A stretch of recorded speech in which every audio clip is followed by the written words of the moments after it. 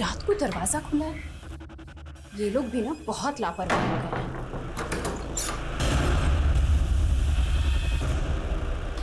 प्रांजलि, प्रांजलि बेटा,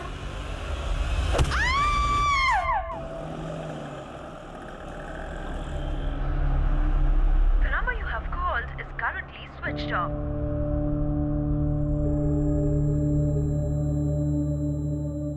The number you have called is currently switched off.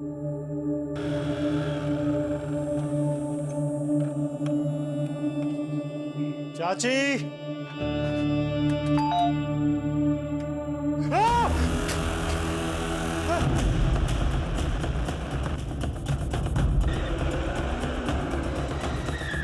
आइए।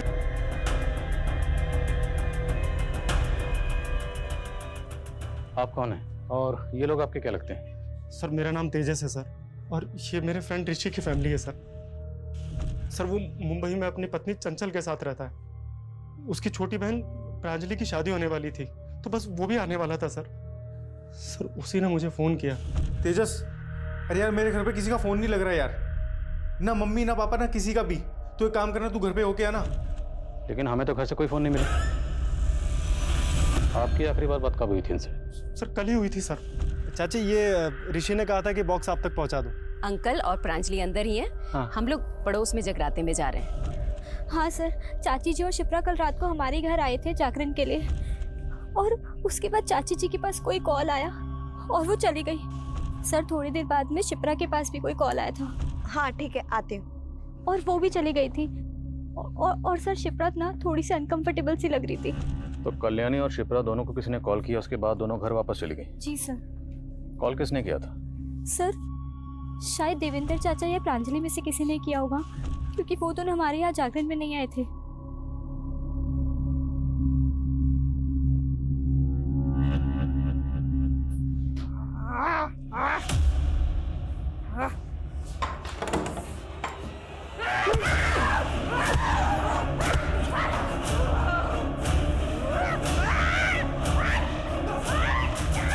देखो किसी को भी चोट लग, डंडा फेंक दो। कौन है? देखो पकड़ो, सर पर डंडा खींच।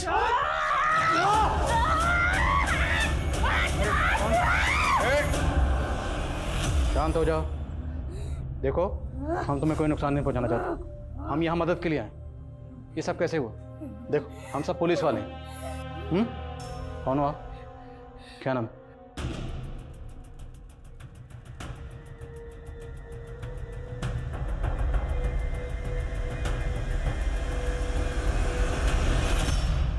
है कौन ये लड़की? पता नहीं सर। सर मैं तो इन लोगों को 10 साल से जानता हूँ, और पिछले 2 साल से तो ये लोग अजमेर में थे। मैं भी वहीं था सर। पर इस लड़की को मैंने पहले कभी ऋषि के घर में नहीं देखा सर। नहीं सर, हमने कभी इस लड़की को उस घर में नहीं देखा। हो सकता है कहीं बाहर से घुस आई हो, क्योंकि इस एरिया में भी कभी नहीं देखा इसको।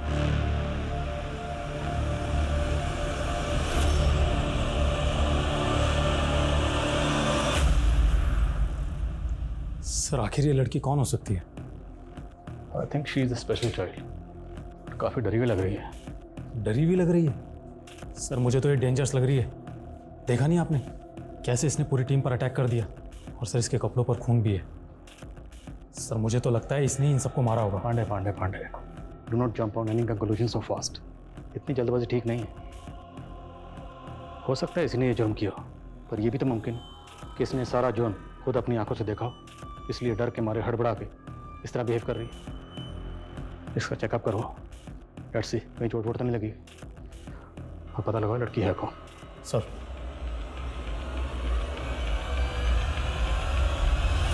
बहुत बड़बड़ कर रही थी पुलिस के सामने तू, हैं? सब कुछ याद रहता मैडम। अरे मुंह क्या ताक रही है, नाश्ता लेकर आ। जागरण की रात कहाँ गए थे आप?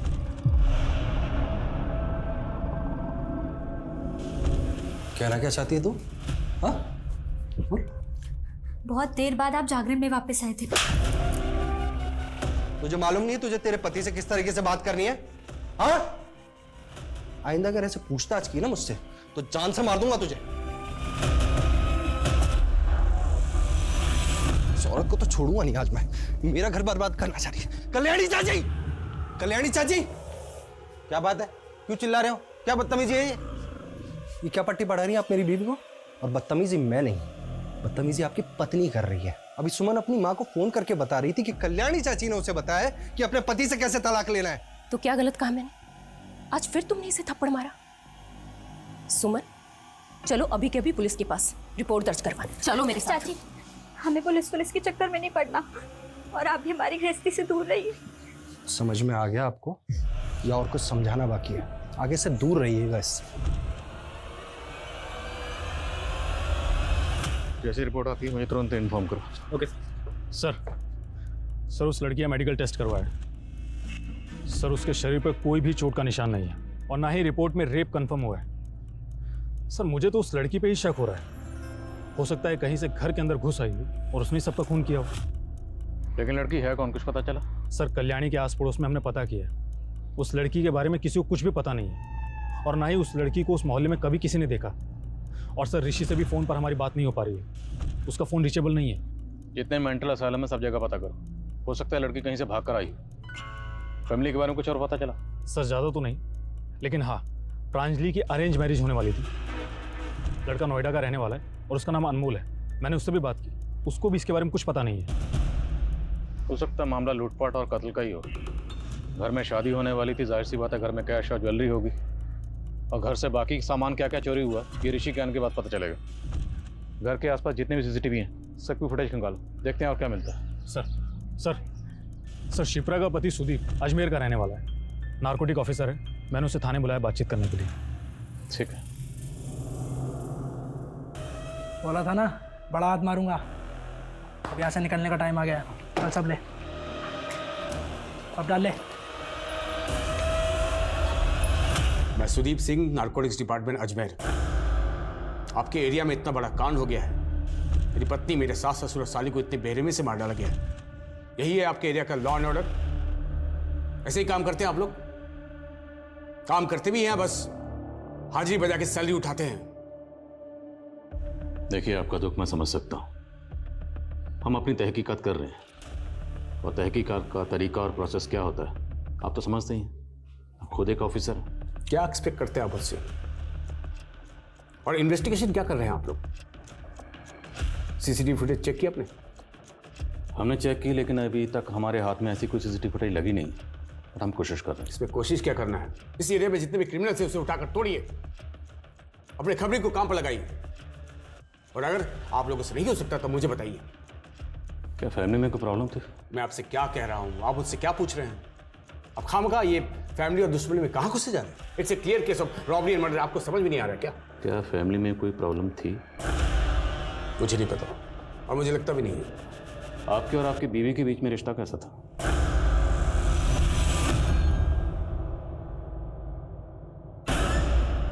ये क्या रोज रोज का तमाशा है तुम्हारा? मैंने मना किया ना, ये सब मुझे पसंद नहीं है।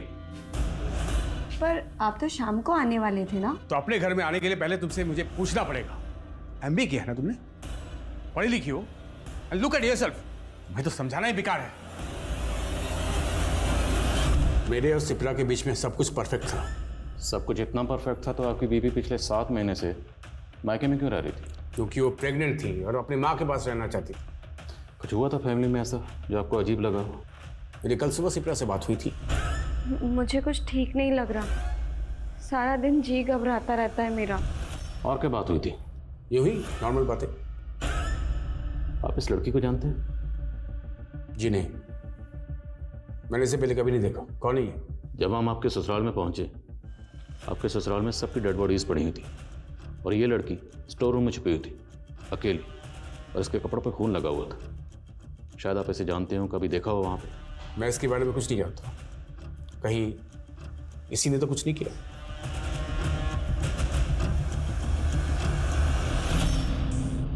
बोलो, कौन हो आप? नाम क्या है? कुछ बोलती क्यों नहीं?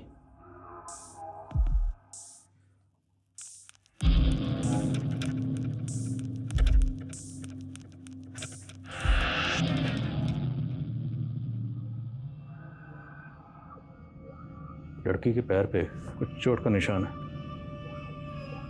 एज इफ किसने चेन से बांधा उसे। बिल्कुल सर, क्योंकि हमें कल्याणी और देवेंद्र के घर से लोहे की चैन मिली थी, सर देवेंद्र और कल्याणी का बेटा ऋषि है। सर मैं घर पे सबको सरप्राइज देना चाहता था, तो मुझे लगा सबको बता देता हूँ, किसी को कुछ सामान मंगाना होगा तो बोल देगा। लेकिन जब मैंने फोन किया तो सबका फोन स्विच ऑफ जा रहा था। मेरी फैमिली के साथ ऐसे कैसे हो गया? सर मैं फ्लाइट में था, मेरा फोन स्विच ऑफ था। आप जरा आइए हमारे साथ, आइए। इन्हें जानते हैं? तुलिका दी?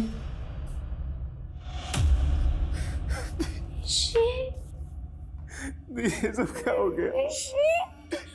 दी सब कैसे हो गया? दी कैसे हो गया? दी हो गया? दी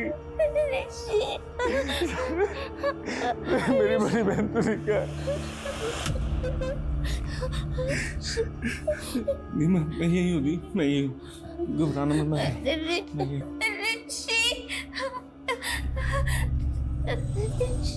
के पैर पर चोट के निशान है, तो आपके घर वाले ने चेन से बांध कर क्यों रखते थे? क्योंकि कभी कभी उनको संभालना बहुत मुश्किल हो जाता है सर। यार माँ, मेरे ऑफिस की बहुत इंपॉर्टेंट फाइल थी, मिल नहीं रही है, कहाँ रखी है? अरे बेटा उस सोफे की तरफ देखो, उधर ही होगी। या कहीं पे भी रख देते हो ना आप लोग। कहाँ है यहाँ पे? यार क्या कर रही हो? अरे वो मेरी फाइल है ऑफिस की। अरे यार वो, अरे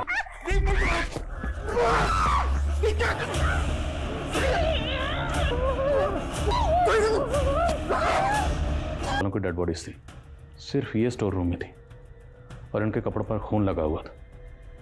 तो मैं आपसे एक बात पूछना चाहता हूँ, क्या ऐसा मुमकिन है कि सब घर वालों को इन्होंने मारा? नहीं सर, कैसी बात कर रहे हैं सर आप? चोरी हुई है ना, लेकिन इनकी हालत देख के आपको लगता है कि ये सब दी ने किया होगा?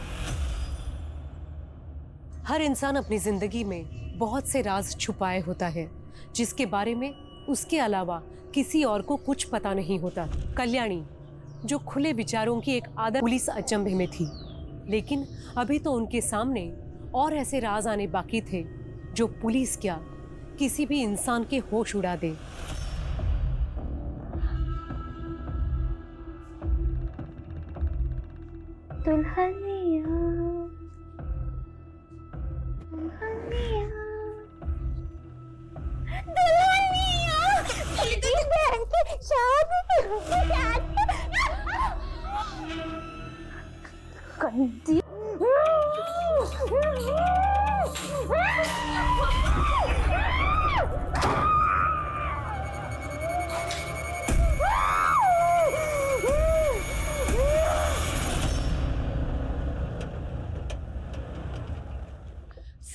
सर मैं कल्याणी की मौसी हूँ, मुझे तुलिका से मिलना है। सर ये अमरनाथ जी हैं, कल्याणी के मोहल्ले में एनजीओ चलाते हैं। सर कल्याणी ने अपने बच्चों को बहुत अच्छे से पढ़ाया लिखाया था और वो नहीं चाहती थी कि तुलिका अनपढ़ रह जाए, इसलिए उसने मुझे तुलिका को पढ़ाने के लिए घर पे बुला लिया। वो मुझे और मेरे स्टाफ को अच्छे से जानती है। हम तो सिर्फ इतना चाहते हैं सर कि जब तक ये केस सॉल्व ना हो जाए तब तक तुलिका अपनी नानी के साथ हमारे एनजीओ में ही रहे। सर क्या हम तुलिका से मिल सकते हैं? जी। तुलिका, तुलिका, नानी, मेरे बच्चे, नानी, नानी, बस। सर क्या हम तुलिका को अपने साथ ले जाएं? ठीक है।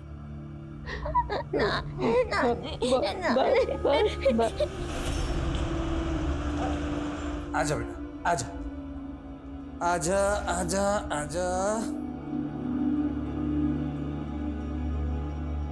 ये रहा तुम्हारा कमरा।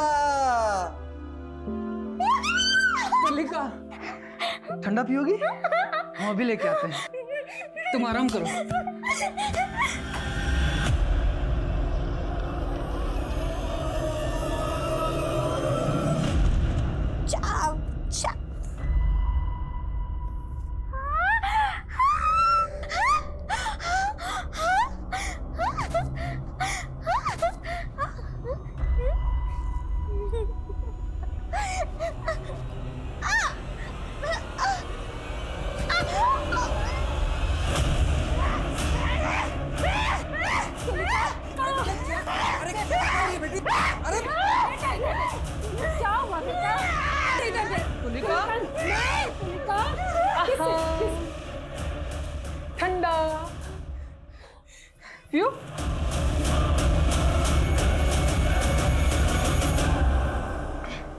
अच्छा लगा? Sir postmortem report.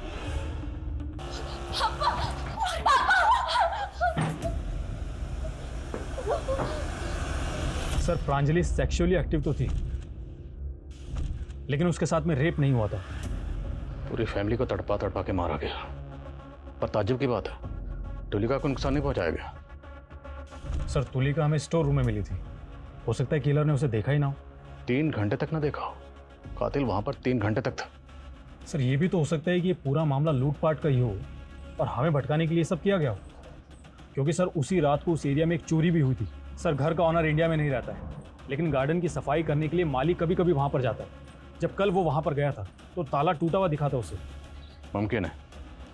कातिल तक पहुंचने का हमारे पास एक रास्ता है, और वो है ज्वेलरी जो प्रांजलि ने पहन रखी है। ये ज्वेलरी भी चोरी हुई है। अब जाहिर सी बात, जिसने चोरी की है वो इसे बेचने की कोशिश ज़रूर करेगा। इस ज्वेलरी की फ़ोटो सब जगह सर्कुलेट करो और शहर में जितने भी ज्वेलर्स हैं सब जगह पता करो। और तुम ऋषि से मिलो, मैं लक्ष्मी से मिलता हूँ। Yes sir. हेलो। सच बताऊं तो मैं कुछ भी नहीं जानता हूं सर। मैं अपनी पत्नी के साथ मुंबई में रहता हूं, लेकिन मुझे नहीं लगता कि मेरे परिवार वालों की किसी के साथ दुश्मनी हो सकती है। मेरे परिवार में सब अच्छे लोग थे सर, और वो पुराने चोटों के निशान जिसके बारे में आप बता रहे हैं, मैं कुछ भी नहीं जानता हूं उनके बारे में। हमारा तो बहुत कम आना जाना होता था, सब एकदम ठीक था। पता नहीं एकदम सब कैसे खत्म हो गए। हमें तो लगा था कि हमारे परिवार की 7.5 खत्म हो गई है। ऐसे क्यों कह रही हैं? शिप्रा के 2 बार पैर भारी हुए थे, उसे 2 बच्चों का सुख भी मिला, लेकिन मुन्ने की मम्मा, मुन्ना, मुन्ना। किसने मारा था उन्हें? कुछ पता नहीं सर, पुलिस अभी भी पता करने की कोशिश कर रही है।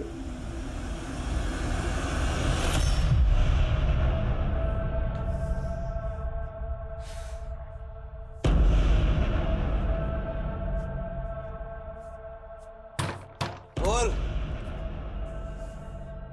ये खोल।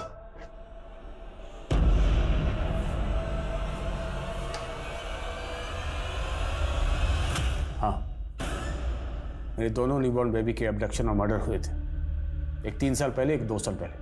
पर यह बात आपने हमें पहले नहीं बताई, क्यों? क्योंकि मैं देखना चाहता था कि आप अपनी इन्वेस्टिगेशन अच्छे से कर भी रहे हैं या नहीं। तो देख लिया आपने, मतलब आप हम पर शक कर रहे हैं? लोगों पर शक करना मेरा काम है। हमारा भी। हमने आपकी पूरी तफसील निकाली है। सुना बड़े ऊंचे शौक है आपके, red light area, high and prostitute, सब जगह आना जाना। मैं नार्कोटिक्स में हूँ, ऐसे लोगों से कनेक्शन बनाना मेरा काम है। आपके और आपकी बीवी के दरमियान जो झगड़े होते हैं, लड़ाइयाँ होती थी, उसकी खबर पूरे पड़ोसियों को है। क्यों? आपकी अपनी पत्नी से लड़ाई नहीं होती? होती है, लेकिन वजह वो नहीं होती जो शायद आपके और आपकी बीवी के बीच थी। 1 2 3 4 5।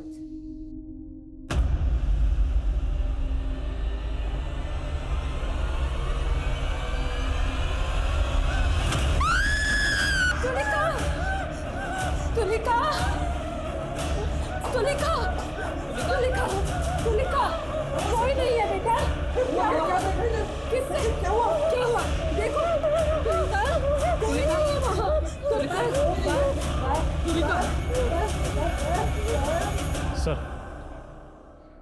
सर कल्याणी और शिप्रा के कॉल रिकॉर्ड्स। सर दोनों को आखिरी बार कॉल प्रांजलि का ही आया था। तो इन दोनों को फोन करके जगराते से वापस प्रांजलि नहीं बुलाया था? प्रांजलि, बोलो बोलो बेटा, क्या हुआ? हाँ ठीक है, आते हैं। सर प्रांजलि की शादी अनमोल के साथ में होने वाली थी, लेकिन उसके कॉल रिकॉर्ड्स में अनमोल से ज़्यादा तेजस के कॉल्स हैं। सर दोनों के बीच में लंबी लंबी और लेट नाइट तक बातें होती थी। इट सीम्स कि दोनों का अफेयर चल रहा था।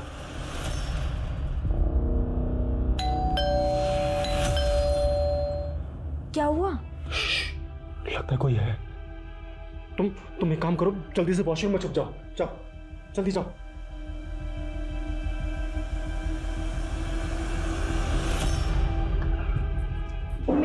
अनमोल की शादी में भांड बनकर नाचने की तैयारी हो गई? अरे क्या बोल रही हो प्रांजलि, मुझे कुछ समझ नहीं आ रहा है। मैं क्या बोल रही हूँ? प्यार करती हूँ मैं तुमसे, और तुम हो कि अभी तक मेरी मम्मी पापा से मेरा हाथ मांगने की हिम्मत तक नहीं जुटा पाए। तुम्हें पता है, मम्मी मुझे तुम्हारी छोटी बहन समझती है। 15 दिन बाद प्रांजलि की शादी है, बड़े भाई जैसे हो तुम, सारा काम तुम्हें ही संभालना है। हाँ हाँ चाची, क्यों नहीं। अरे अरे घिन आती है मुझे खुद पे। अरे बाबा, तुम पे इतना गुस्सा सूट नहीं करता है।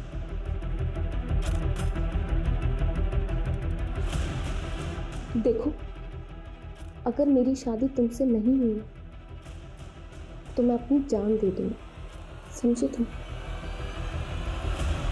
हाँ सर, मैं प्रांजलि से बात करता था। तो क्या हुआ सर? ऋषि बाहर रहता था तो दोस्त होने के नाते मेरे कुछ तो फर्ज बनते थे उसकी फैमिली के लिए। प्रांजलि मेरी बहन जैसी थी सर। कोई अपनी बहन को होटल के रूम में बुलाता है। जिस होटल में तुमने फ़ोन करके रूम बुक किया था ना, सबकी डिटेल है हमारे पास। बिठा के पूछ रहा हूँ, सच बोल दे। सर मैं सब सच सच बोलता हूँ सर। सर मेरा और प्रांजलि का अफेयर चल रहा था, लेकिन 1 साल पहले ही सर हमारा ब्रेकअप भी हो गया था। पर बातचीत का सिलसिला तो बंद नहीं हुआ था, मिलना जुलना भी बराबर चल रहा था। हाँ सर, मिल रहे थे हम सर, लेकिन मैं सिर्फ उसे टाइम दे रहा था ताकि वो मूव ऑन कर सके। जैसे तू मूव ऑन करके किसी और के साथ। सर मेरा यकीन कीजिए सर, मेरा किसी भी चीज़ से कोई लेना देना नहीं है, प्लीज़ सर। ठीक है, जाओ। नजर रखो इस पे। इस केस में कौन सच बोल रहा है कौन झूठ बोल रहा है, किसी के भरोसा करना बिल्कुल मुश्किल है। सर खबरी ने बताया कल्याणी का पति देवेंद्र हिस्ट्री शीटर्स के टच में था। अभी कुछ दिनों पहले जब देवेंद्र अपनी पत्नी के साथ मार्केट से आ रहा था तो रोड पे कुछ तमाशा भी हुआ था।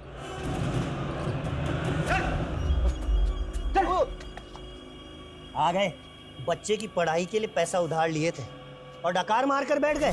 बोल भाई, मैं आपके सारे पैसे लौटा दूंगा। अच्छा, कैसे लौटाओगे? मकान गिरवी रख करके पैसा चुकाने की बात कही थी। कहने को तो बड़े बिजनेसमैन हो, लेकिन बैंक बैलेंस एकदम जीरो है। अब तो मकान भी गया। अबे कैसे चुकाएगा हमारे पैसे? मुझे थोड़ा वक्त दो उज्जवल भाई। टाइम तो नहीं दे सकते, पर हाँ प्रसाद दे सकते हैं। दो रे इसको।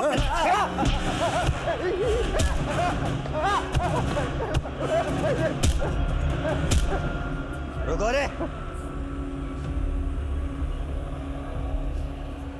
एक हफ्ते का टाइम है तेरे पास, उसके ऊपर एक दिन भी नहीं। सर उज्जवल के बारे में कई जगह पता किया, लेकिन ये उज्जवल अंडरग्राउंड है। तो ग्राउंड खोदो और जहां कहीं भी छुपा हुआ है उसे बाहर निकालो। सर शिप्रा और सुदीप के बच्चों के मर्डर की केस फाइल चेक की मैंने। सर उस दौरान वहाँ पे एक अनजान आदमी को देखा गया था। एक पड़ोसी ने बताया कि उसी आदमी ने बच्चों को चुराया। सर उसने उसका एक स्केच भी बनवाया। तो हो सकता है जिसने शिप्रा के बच्चों का कत्ल किया, ये बाकी के कत्ल भी इसी ने किया। इस स्केच को सब जगह सर्कुलेट करो। सर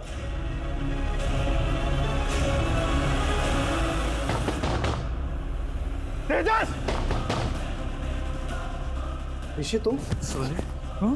तूने मेरे पीठ पीछे छुरा बोका? हाँ? मेरे पीठ पीछे छुरा बोका तूने? मेरी बहन के साथ अफेयर चला रहा था? क्या तूने मेरे साथ? क्यों मेरी फैमिली को धोखा दिया तूने? अरे शुक्र मानो कि मैंने अभी तक पुलिस को कुछ नहीं बताया है। अगर बता दिया होता ना, और जो तूने ये कांड किए हैं, तो अब तक तू जेल में सड़ रहा होता। अरे प्रांजलि ने मुझे सब कुछ बता दिया था। चल निकल यहाँ से। देख लूंगा तुझे मैं। अभी ये 2 आम हैं। अगर इन दोनों में से एक आम मैं ले लूं तो अब कितने बचेंगे? तुम मेरा आम क्यों लोगे? अरे बाबा गणित है, मान लो कोई ले ले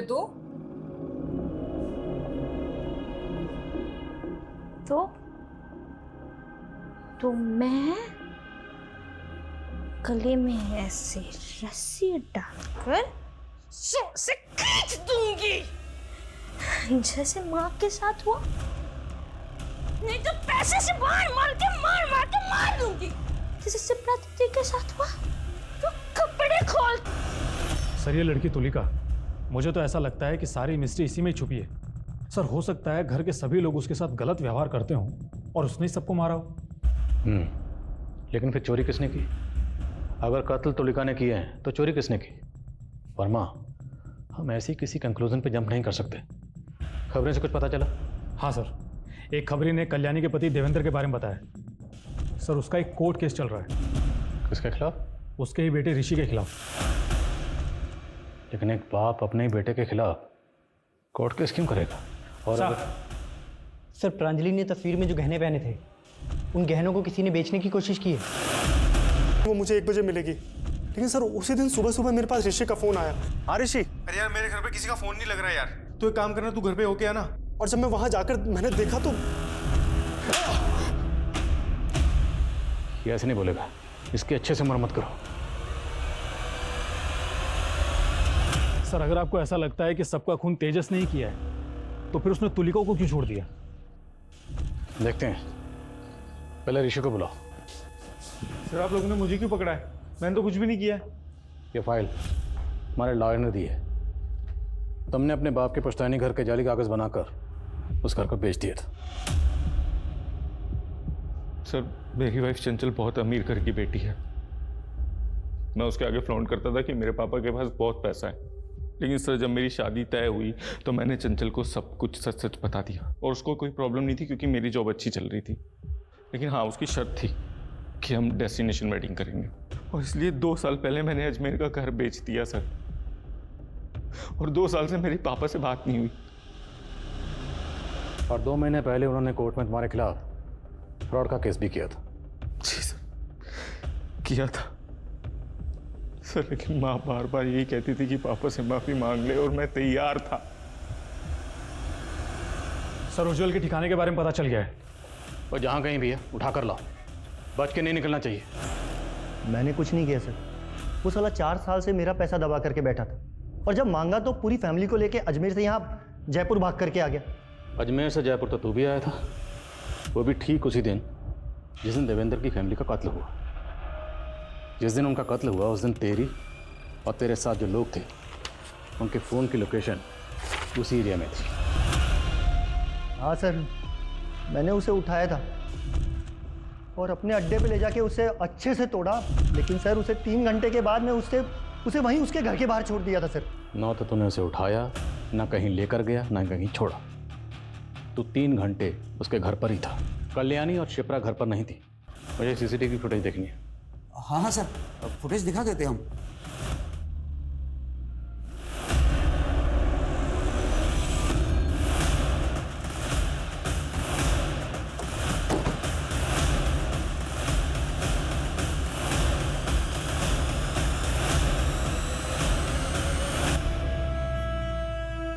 सर, ये तो मर चुका है।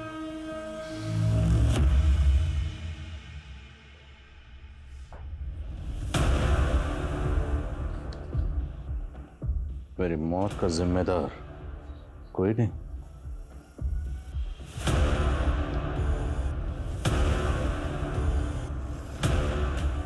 ये खुदकुशी नहीं, कत्ल। गले पे मार्क दो, किसी ने गला दबा के मारा। वर्मा, आसपास चेक करो, कोई सीसीटीवी है? पढ़, पूरे घर की तलाशी लो। सर।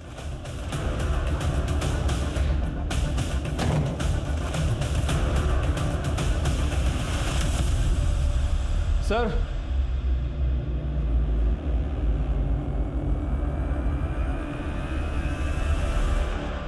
पता करो, क्या यहाँ कोई इलेक्ट्रिशियन आया था या क्या सुदीप ने किसी इलेक्ट्रिशियन को कॉल किया था? लेकिन सर, मुझे एक बात समझ में नहीं आ रही है, सुदीप ने तुलिका पर अटैक क्यों किया?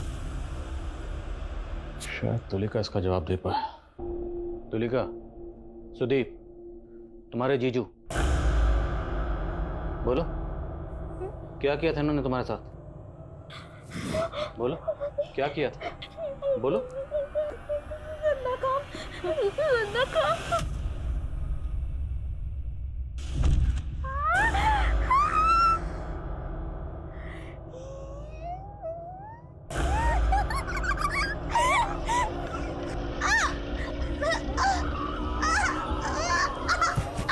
भले ही तुलिका की समझ किसी सामान्य लड़की से अलग थी, लेकिन सुदीप की घिनौनी हरकत से उसके तन और मन पर उतनी ही गहरी चोट लगी थी।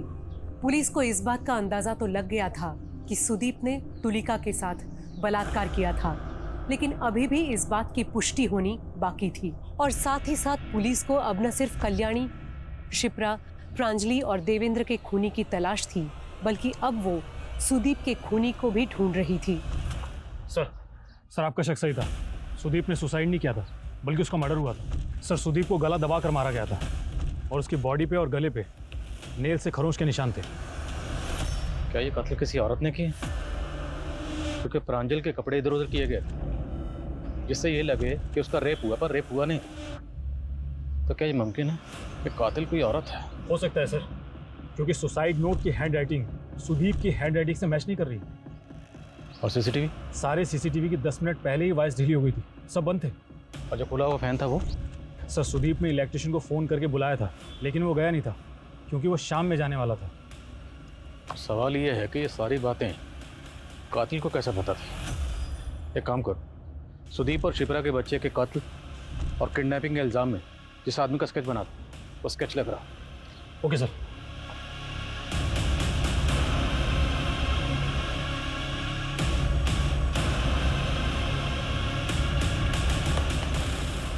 ये अब ज़रा इस फोटो की फेस मैपिंग करो स्केच के साथ।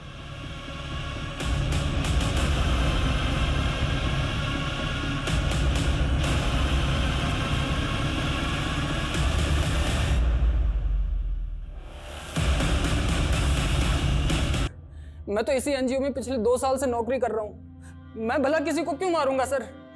इस एनजीओ से पहले तो कहाँ काम करता था? इससे पहले मैं दिल्ली में कुक का काम करता था। तो कोई दिल्ली विल्ली नहीं था, तो यहीं जयपुर में था। तुम पर शक तो मुझे उसी दिन हो गया था जिस दिन मैं तुम्हें एनजीओ में देखा, जब तुम्हारी उंगलियां कीबोर्ड पर एकदम दौड़ रही थी। किसी कुक की उंगलियां नहीं थी, बल्कि किसी टेक्निकल एक्सपर्ट की उंगलियां थी। और ये तुम्हारा नाखून, ये कुक का नाखून है।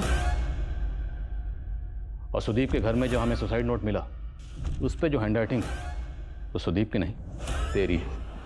तेरा भांडा फूट चुका है। सबसे पहले मैंने शिप्रा के बच्चों को अपना शिकार बनाया। वो तो माँ कहलाने के लायक ही नहीं थी। और जब उस रात शिप्रा और कल्याणी जगराते में गए थे, तब देवेंद्र भी घर पर नहीं था।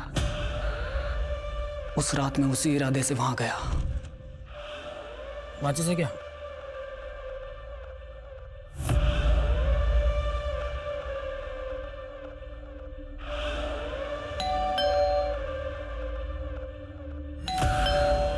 योगी भैया, योगी भैया, योगी भैया, कौन लगा? कौन लगा तेरी माँ को? तुलिका, मेरी बात सुन। तेरे को ये लोग बहुत परेशान करते हैं ना। आज देख मैं इनको सबक सिखाता हूँ। हाँ, चुप रह, चुप चुप रह। चल लगा, तू क्या देख रही है? फोन लगा। हेलो माँ, तुलिका बहुत शोर मचा रही है। अच्छा तू परेशान बिल्कुल मत हो, मैं आ रही हूँ। हाँ, इतनी रात को दरवाजा खुला है। प्रांजलि, प्रांजलि बेटा। किया है गंदा चीजा, चोट लगते चीजा, गंदा गंदा चीजा। मैंने सुदीप का फोन हैक किया था। उससे पता चला कि उसने इलेक्ट्रिशियन बुलाया है, और मैं इलेक्ट्रिशियन बनके उसके घर। जिसे किस्मत ने इतना मारा हो, उसे आप क्या मारेंगे सर? हमारी तो पैदाइश ही गाली थी। तभी तो पैदा करते ही छोड़ दिया कल्याणी और देवेंद्र ने मरने के लिए। मतलब ये कि कल्याणी और देवेंद्र ही हमारे माता पिता थे। सर, कल्याणी और देवेंद्र एक दूसरे को कॉलेज के दिनों से प्यार करते थे, लेकिन जीजाजी को ये रिश्ता बिल्कुल पसंद नहीं था। तभी कल्याणी को पता लगा कि वो माँ बनने वाली है। जीजाजी ने बच्चा को गिराने की बहुत कोशिश की, लेकिन कल्याणी की जान को खतरा था, इसीलिए उन्होंने बच्चा होने का इंतज़ार किया। और बच्चा होने के बाद कल्याणी से झूठ बोला कि मरा हुआ बच्चा पैदा हुआ है। उसके 1 साल बाद जीजाजी की दिल का दौरा पड़ने से मौत हो गई और फिर दोनों की शादी हो गई। लेकिन हमें नहीं पता था कि कल्याणी का बड़ा बेटा जिंदा है। मेरे नाना जी ने मुझे अनाथ आश्रम में छोड़ दिया था। बहुत मुश्किल से माँ बाप का पता मिला था। मैं तो शुरू से ही उनसे नफरत करता था सर, बचपन से। लेकिन उन्हें जब पहली बार देखा तो मेरा मन पिघल गया। सोचा छोड़ देते हैं। अरे आइए आइए योगी जी, आइए बैठिए। वो तुलिका अभी नाश्ता कर रही है, अभी बुलवाता हूँ। ये भी ना बहुत चिल्लाने लगी है, आप कुछ अरे एक मिनट आप बैठिए, मैं देखता हूँ।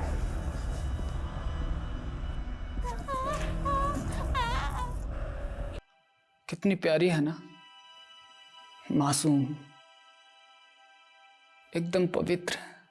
जिन लोगों को तूने मार दिया वो भी तुलिका से प्यार करते थे और बहुत ज्यादा प्यार करते थे।